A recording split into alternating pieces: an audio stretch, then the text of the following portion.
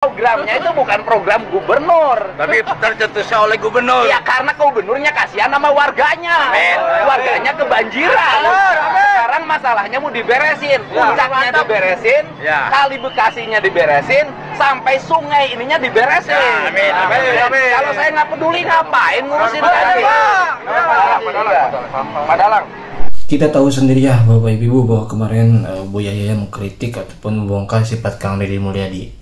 Dan sekarang Ustadz Abdul Somad pun ikut berbicara tentang sosok Kang Deddy Mulyadi.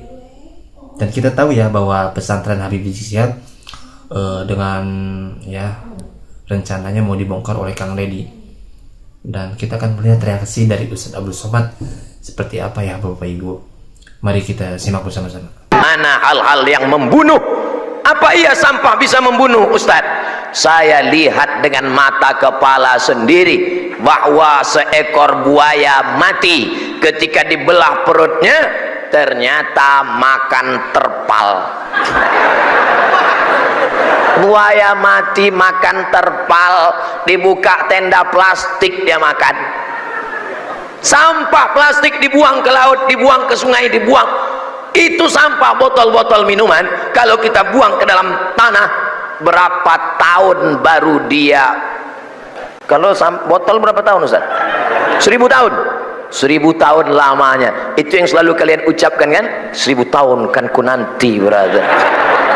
Ternyata ingat, setiap kita mau membuang sampah botol minuman kita, itu 1000 tahun baru dia hancur. Makanya kumpulkan sampah botol-botol kita, gulung gunting-gunting, tanggal 24 bawa ke saat kajian Ustadz Umar Mita. Syukur jadwal saya nggak tanggal 24. Coba kalau saya kebagian tanggal 24, setiap jamaah lihat mana botol yang kau simpan, mana kardus yang kau potong. Selamat Ustadz Umar Mita. Saudara yang dimuliakan, tapi pahalanya lebih banyak pahala Ustadz Umar Mita apa Ustadz Somad? Enggak apa-apa, saya orangnya nggak mudah tersinggung. Saya udah biasa dibully itu. Saudara yang dimuliakan Allah Subhanahu wa taala.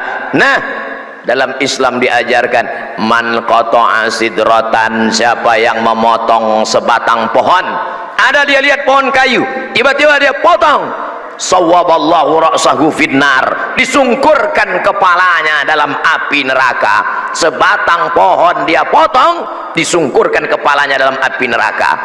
Yang pernah memotong sebatang pohon, angkat tangan.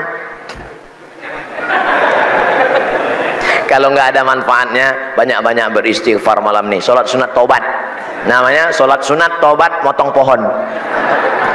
Ini tangan tidak pernah megang kampak, tangan tidak pernah megang gergaji, tangan tidak pernah megang sinso, karena memang tidak pernah memotong. Tanganmu memang tidak pernah memotong, tapi tanda tanganmu meluluh lantakkan hutan ribuan hektar banyaknya. Betul?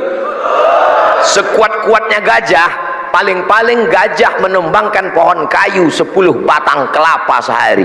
Itu pun udah gajah yang paling serius lah itu. Kalau gajah-gajah iseng 2 batang 3 batang. Tapi kalau manusia bukan dengan belalainya, bukan dengan kakinya, tapi dengan kekuasaannya, hancur, lebur, kering, kerontang.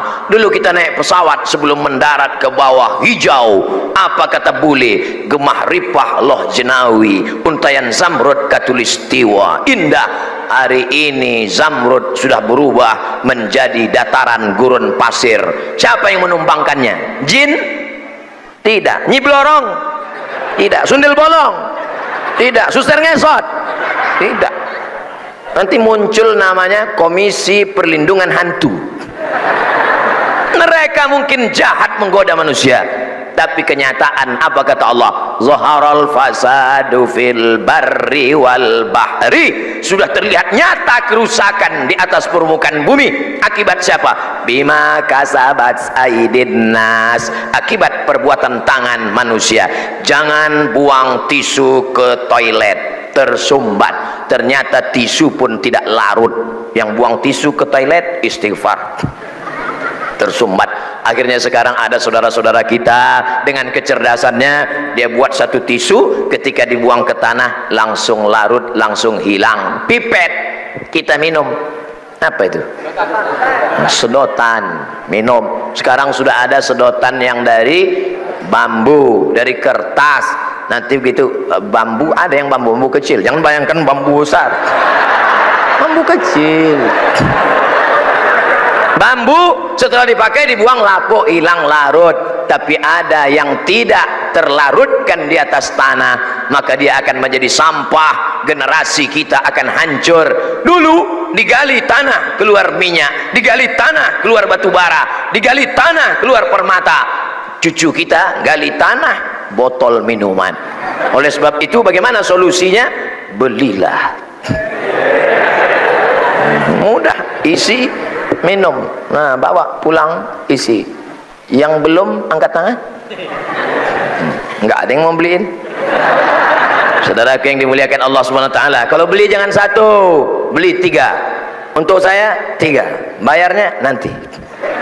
Bagi ke kawan-kawan, kita sudah menyelamatkan lingkungan hidup kita, tapi berhasil tidak berhasilnya tabligh akbar malam ini akan kita lihat tanggal 24. Waspadalah.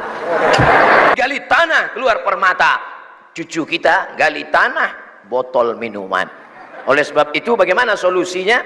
Belilah. Mudah, isi, minum. Nah, bawa pulang, isi. Yang belum angkat tangan.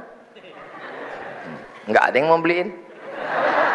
Saudaraku yang dimuliakan Allah Subhanahu wa taala, kalau beli jangan satu, beli 3. Untuk saya 3, bayarnya nanti.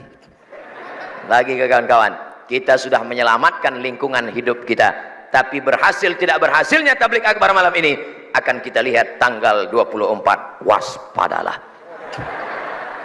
Yang kardus-kardus, gunting-gunting, potong-potong, petunjuknya tadi sudah dilihat filmnya kan? Sudah ditonton? Saya belum. Nah, saya nggak bisa ngelihat layar, tapi insya Allah saya akan saksikan di channel berikut ini. Dah, nanti videonya potong, tinggal isi saja. Mudah. Saudara yang dimuliakan Allah Subhanahu wa taala. Jadi kalau ada yang mengatakan Islam itu hanya ngurus sholat, Islam itu hanya ngurus puasa, ada orang yang iktikafnya rajin, sholat tahajudnya mantap, tapi ternyata dia ambil obor, dia nyalakan, dia bunuh binatang semut. Ada sarang semut, oh, dia senang betul ngelihat semut lari-lari. Oh, rasain lo semut, aja, terus. Nabi marah. Apa kata Nabi? La yu'adzibu bin nar illa rabbun nar. Hidup nggak di kamera? La yu'adzibu bin nar, tidak boleh membunuh dengan api kecuali Allah yang mencipta api. Jadi jangan sembarangan ente ambil obor, nampak ada seorang semut di dekat dapur, semut, pindah kalian ya, pindah. Kayak Satpol PP aja ngusir-ngusir orang. Mohon maaf Pak Satpol PP, jangan tersinggung. Mereka itu menegakkan hukum, betul. Tolong jangan di-cut nanti videonya. Saudara yang dimuliakan Allah Subhanahu wa taala. Artinya apa? Dalam Islam dihormati sampai semut-semut kecil pun. Wa ma arsalnaka illa rahmatan lil. Sedangkan semut mendapat rahmat dengan kedatangan Nabi Muhammad sallallahu alaihi wasallam. Tiba-tiba ketika ular sawah, saya ketika menonton video ular sawah itu terus terang menangis meleleh air mata saya. Ular sawah mulutnya kecil, ekornya kecil, tiba-tiba bagian badannya besar, keluar bergerak dari tengah perut itu menuju mulut, pelan-pelan keluar botol minuman. Udah nonton videonya? Nanti saya kirimkan. Ular sawah, saya benci dengan ular karena memakan kambing, memakan ayam. Ayam kita dia makan, kita aja susah makan ayam. Dulu kalau di kampung orang makan ayam itu cuma 2 momen saja. Pertama ayam itu sakit, yang kedua dia sakit. Baru makan ayam. Tiba-tiba enak saja ular sawah masuk ke dalam, habis dimakan bukan cuma satu kandang dia makan. Habis dari mulai induk ayam, bapak ayam, mak ayam, telur ayam, cicit ayam, habis semua dia makan. Benci saya dengan ular sawah. Tapi melihat video itu, ya Allah, ini makhluk ciptaan Engkau ya Allah. Dia keluarkan lagi karena ternyata tidak bisa pecah dalam perutnya, tidak bisa dia lunakkan, tidak bisa dihancurkan. Akhirnya dikeluarkannya lagi ke depan, barulah saya tahu rupanya ular sawah ini berarti nggak bisa kentut dia. Nggak bisa keluar ke belakang. Dimuntahkannya lagi botol keluar. Makhluk ciptaan Allah Subhanahu wa taala menderita, menyiksa. Bolehkah menyiksa binatang dalam Islam? Uqtulul aswadaini fis shalah. Bunuhlah dua yang hitam walaupun engkau sedang sholat. Allahu Akbar. Kelihatan dua yang hitam, bunuh. Apa yang hitam itu? Ats-thu'ban, ular, wal aqrab, kalajengking. Ular, kalajengking, dua yang hitam, bukan handphone. Ini sekarang banyak orang sedang sholat, handphone berbunyi. Allahu Akbar. What can I do? What can I do? Selesai sholat, teman nanya, kenapa ente matikan HP sedang sholat? Bunuhlah dua yang hitam sedang sholat. Mana hitam? Ini hitam. Ustadz dapat cerita ini dari mana? True story, kisah nyata, saya ngalami. Kakak kelas saya, selesai sholat saya tanya, bang, kok abang matikan? Bunuhlah dua yang hitam ketika dalam sholat. Saya segan aja ngelawan. Di sini baru saya jelaskan. Saudaraku yang dimuliakan Allah Subhanahu wa taala, bolehkan membunuh? Bunuh. Idza qataltum fa ahsinul qitlah. Kalau membunuh, bunuhlah dengan baik. Bagaimana cara membunuh dengan baik? Sekali pukul mati binatang. Begitu juga ketika hukum pancung dalam Islam, an-nafsu binafsi, pembunuh tidak dipenjara, tapi hukum pancung. Kenapa pembunuh dalam Islam tidak ditembak? Kenapa pembunuh dalam Islam tidak dipanah? Kenapa pembunuh dalam Islam tidak disetrum? Kenapa pembunuh dalam Islam tidak disuntik mati, tapi dipancung? Karena menurut ilmu sakaratul maut, ternyata kematian yang paling enak adalah dipancung. Kalau digantung, itu lehernya patah. Kaki di atas kursi, lehernya digantung, kursi ditendang, jatuh, kerak, patah. Kalau ditembak, iya kalau yang nembak jitu. Kalau kena sedikit aja leher, nembak. Tapi kalau dipancung, maka sebelum dia mati, tengkuknya duluan kena. Pancung itu dari sini. Makanya kalau ada orang ngancam, ente macam-macam, gua pancung lo. Salah bro, pancung sini. Pedang panjang. Emang Ustaz pernah ngeliat pancung? Ya, di Makkah saya ngeliat. Saya ceramah cerita pancung, memang sudah ngeliat pancung. Ente pernah ngeliat pancung? Ya, kue pancung. Pancung, pedang panjang. Dipancung ini tepat di tengkuk. Bunyinya seperti dua batu besar yang dilagap. Setelah itu muncrat darah seperti keluar dari pipa saat menyiram air bunga. Keluar muncrat, habis 3 liter, 4 liter, tumbang, mati. Begitu dalam Islam orang yang dipancung. An-nafsu binafsi. Orang yang membunuh dihukum bunuh, tapi tidak boleh siksa. Jadi jangan bayangkan dalam hukum Islam kalau ada pembunuh dibunuh lalu diambil pedang dikit-dikit. Hari Senin 1 senti. Tak boleh menyiksa. Tapi dengan membuang sampah ini kita sudah menyiksa cacing-cacing di dalam tanah. Kita sudah menyiksa yang membuang sampah. Berapa banyak cacing yang terpisah di dalam tanah ketika dia sedang mencari. Ini cacing jomblo nyari pasangan. Tiba-tiba dia terbentur tembok yang begitu berat. Apa ini kata cacing? Cing cing cing. Apa ini kata dia?